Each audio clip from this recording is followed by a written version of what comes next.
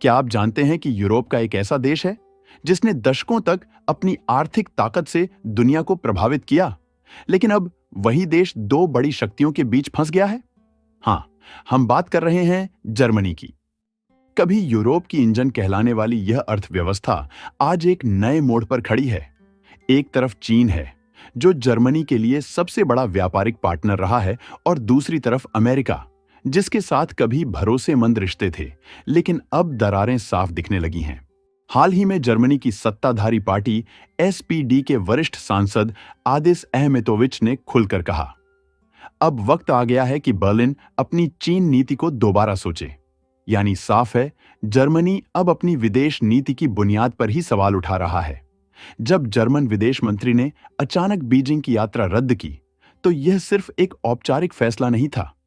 यह एक संकेत था कि कूटनीतिक रिश्तों में खटास बढ़ चुकी है। व्यापारिक मतभेद, सुरक्षा के मुद्दे और मानवाधिकारों पर टकराव, ये सब अब खुले मंचों पर नजर आने लगे हैं। दरअसल जर्मनी की अर्थव्यवस्था लंबे समय से चीन पर निर्भर रही है। कार इंडस्ट्री हो, मशीनरी हो या इलेक्ट्रॉनिक्स, चीन उसका सबसे बड़ा बाजार रहा है। लेकिन अब वहां डी रिस्किंग पॉलिसी पर चर्चा तेज है, यानी किसी एक देश पर ज्यादा निर्भर रहना अब खतरे से खाली नहीं। दूसरी ओर जर्मनी के विदेश मंत्री जोहान वाडेफोल ने चीन पर आरोप लगाया कि वो इंडो पैसिफिक क्षेत्र में आक्रामक रणनीति अपना रहा है। और यही वजह है कि अब जर्मनी अपने सहयोगियों के साथ मिलकर एक नई इंडो पैसिफिक नीति तैयार कर रहा है, ताकि एशिया में बढ़ते प्रभाव का जवाब दिया जा सके। यानी अब जर्मनी सिर्फ व्यापार की सोच से नहीं चल रहा, बल्कि उसे एहसास हो गया है कि आर्थिक ताकत बनना अब कूटनीति की असली परीक्षा है। आज जर्मनी दो मोर्चों पर खड़ा है। एक तरफ उसके औद्योगिक हित और दूसरी तरफ वैश्विक संतुलन की जिम्मेदारी। और इस बीच चीन के साथ उसका हर कदम पूरे यूरोप की दिशा तय कर सकता है। लेकिन कहानी यहीं खत्म नहीं होती। हाल के महीनों में जर्मनी ने अमेरिका से भी भरोसा उठाना शुरू कर दिया है। कुछ समय पहले ही वहां यह चर्चा तेज हुई कि जर्मनी अपना गोल्ड रिजर्व अमेरिका से वापस लाना चाहता है। अब सवाल उठता है, यह हो क्यों रहा है? असल में अमेरिका के राष्ट्रपति डोनाल्ड ट्रंप ने एक बयान में कहा था कि वो फेडरल रिजर्व पर कंट्रोल चाहते हैं। जर्मनी के टैक्स पेयर्स एसोसिएशन ने साफ कहा, अगर ट्रंप फेड को कंट्रोल करना चाहते हैं, तो इसका मतलब है कि अमेरिका में रखा हमारा सोना भी अब सुरक्षित नहीं है। जर्मनी के पास दुनिया का दूसरा सबसे बड़ा सोने का भंडार है, करीब 3,352 टन। इसमें से लगभग 236 टन अभी भी न्यूयॉर्क में जमा है। वहीं इटली की 2,452 टन सोने की संपत्ति में से करीब 43% यानी 1,050 टन से ज्यादा अमेरिका में रखा गया है। अब जब ट्रंप की बयानबाजी और अमेरिका की राजनीतिक अस्थिरता बढ़ रही है, तो इन देशों को लग रहा है कि उनका सोना वहां रखना एक बड़ा जोखिम बन सकता है। जर्मनी के राजनीतिक दलों में भी अब यह मुद्दा चुनावी रंग ले चुका है। फ्रीडरिख मेर्च, जो पहले सोने को वापस लाने के खिलाफ थे, अब इसे अमेरिका के टैरिफ के खिलाफ एक राजनीतिक हथियार की तरह इस्तेमाल कर रहे हैं। उनका मानना है कि अगर अमेरिका जर्मन गाड़ियों पर टैक्स लगाएगा, तो जर्मनी को भी सोने जैसे संपत्ति के जरिए दबाव बनाना चाहिए। इटली में प्रधानमंत्री जॉर्जिया मेलोनी के सामने भी वही संकट है। उन्होंने 2019 के चुनाव में वादा किया था कि इटली का सोना अमेरिका से वापस लाया जाएगा। लेकिन अब जब अमेरिका और इटली के बीच स्टील और एल्यूमिनियम को लेकर व्यापार युद्ध चल रहा है, तो इस कदम के आर्थिक असर पर भी सवाल उठ रहे हैं। अब बात करते हैं भारत और चीन की। क्या ये देश भी अमेरिका से अपना सोना वापस ला सकते हैं? और अगर हां, तो क्यों अब तक शांत बैठे हैं? चीन के पास दुनिया का छठा सबसे बड़ा सोने का भंडार है, करीब 2,280 टन। लेकिन इस आंकड़े से भी ज्यादा दिलचस्प बात यह है कि चीन का यह पूरा भंडार देश के अंदर ही रखा गया है। न न्यूयॉर्क फेड के वॉल्ट में, न लंदन की सुरक्षा में, और न ही स्विट्जरलैंड के बैंक लॉकरों में। चीन ने हमेशा से इस नीति पर काम किया है, अगर सोना हमारा है तो नियंत्रण भी हमारा होना चाहिए। और ये नीति कोई नई नहीं है, बल्कि 2008 के वैश्विक आर्थिक संकट के बाद से चीन ने इसे रणनीतिक रूप से अपनाया है।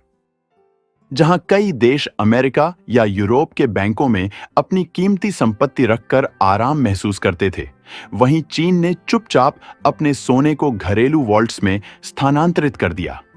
इसका कारण था भविष्य में किसी भी राजनीतिक या आर्थिक दबाव से बचाव।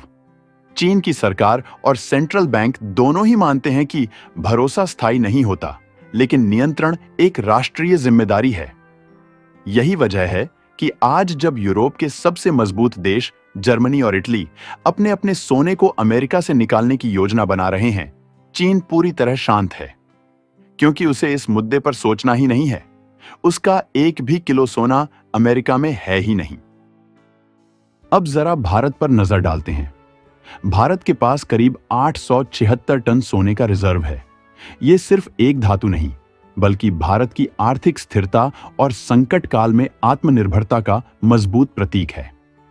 लेकिन शायद कम ही लोगों को पता होगा कि इस भंडार का बड़ा हिस्सा अब तक विदेशी धरती पर रखा गया था, खासकर ब्रिटेन के बैंक ऑफ इंग्लैंड और स्विट्जरलैंड स्थित BIS यानी बैंक फॉर इंटरनेशनल सेटलमेंट्स जैसे संस्थानों में। 1991 के आर्थिक संकट के दौर में भारत को मजबूरी में अपना कुछ सोना विदेशों में गिरवी रखना पड़ा था। तब से लेकर अब तक भारत ने धीरे धीरे आर्थिक मजबूती तो हासिल की, लेकिन वो सोना वहीं पड़ा रहा। पर साल 2024 में RBI यानी भारतीय रिजर्व बैंक ने एक बड़ा और ऐतिहासिक कदम उठाया। RBI ने लंदन में रखा हुआ करीब 100 टन सोना वापस भारत मंगवा लिया। ये 1991 के बाद पहली बार था जब भारत ने इस तरह विदेशी गोल्ड होल्डिंग को पब्लिकली वापस मंगवाने की प्रक्रिया शुरू की। इस कदम का मतलब सिर्फ इतना नहीं था कि भारत अपने पुराने निवेश की सुरक्षा सुनिश्चित कर रहा है, बल्कि इससे एक सीधा संदेश गया। अब भारत भी विश्वास से ज्यादा नियंत्रण को प्राथमिकता देगा, और भले ही इस मुद्दे पर न सरकार ने ज्यादा प्रेस कॉन्फ्रेंस की और न ही बड़े बड़े बयानों में इसका जिक्र हुआ, लेकिन जानकार मानते हैं कि RBI अब बाकी विदेशी गोल्ड होल्डिंग्स को भी धीरे धीरे भारत लाने की तैयारी कर रहा है, बिना शोर शराबे के, बिल्कुल उसी तरह जैसे जर्मनी ने 2013 से 2017 के बीच किया था। यानी अब भरोसे का ताला खुलने लगा है, चाहे वो चीन हो या अमेरिका। जर्मनी अब दोनों से दूरी बनाकर अपनी नई पहचान गढ़ना चाहता है। और वहीं दूसरी तरफ देश के भीतर एक और दिलचस्प मोड़ देखने को मिला है, जहां एक ओर कुछ लोग ट्रंप और उनकी नीतियों से दूरी बना रहे हैं, वहीं दूसरी ओर जर्मनी की दक्षिणपंथी पार्टी AfD ने एक अलग ही रास्ता चुना। उन्होंने अपने बाड ड्यूर्कहाइम जिले में कहा है कि वे अमेरिकी राष्ट्रपति डोनाल्ड ट्रंप को ऑनररी सिटीजन बनाना चाहते हैं। मतलब ट्रंप को सम्मान के तौर पर जर्मनी की नागरिकता देने की बात की जा रही है। भले ही इस प्रस्ताव के मंजूर होने की संभावना कम हो, लेकिन इतना तो साफ है कि जर्मनी की राजनीति में अमेरिकी प्रभाव गहराई तक पहुंच चुका है। AfD का ये कदम ट्रंप की नीतियों से मेल खाता है और अमेरिका जर्मनी के रिश्तों में एक नया अध्याय जोड़ता है। सीधे शब्दों में कहें तो अब जर्मनी सिर्फ यूरोप का देश नहीं रहा, बल्कि एक वैश्विक खिलाड़ी बन गया है, जो आने वाले समय में पूरी दुनिया की दिशा तय कर सकता है।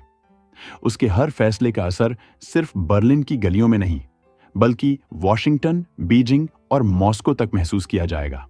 अब जर्मनी सिर्फ अपने आर्थिक हितों की चिंता नहीं कर रहा, बल्कि पूरी दुनिया के भू राजनीतिक संतुलन की दिशा भी तय कर रहा है। चीन के साथ रिश्तों में मोड़, अमेरिका से गोल्ड की वापसी की योजना और यूरोप में नई रणनीतियां, ये सब साफ संकेत हैं कि आने वाले सालों में वैश्विक शक्ति खेल और तेज होने वाला है।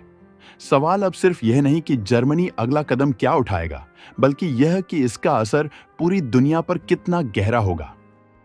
अगर आपको यह जानकारी महत्वपूर्ण लगी हो तो लाइक और सब्सक्राइब जरूर करें, ताकि आप हमारे आने वाले सभी अपडेट्स से जुड़े रहें। धन्यवाद।